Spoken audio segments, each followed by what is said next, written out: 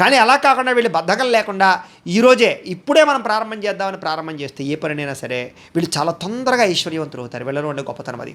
ఎందుకంటే వీళ్ళకి డబ్బు సంపాదించడం చాలా బాగా తెలుసు, డబ్బును వృద్ధి చేయడం కూడా చాలా బాగా తెలుసు. కాకపోతే దాంట్లోనే కొన్ని రకాల ఆటంకాలు ఉంటుంటాయి వీళ్ళకి. అలాగే కుటుంబానికి సంబంధించినటువంటి విషయంలో చాలా విపరీతంగా ప్రేమాభిమానాలు బాగా ఉంటాయి. వీళ్ళకి కుటుంబం యొక్క సపోర్ట్ విపరీతంగా ఉంటుంది.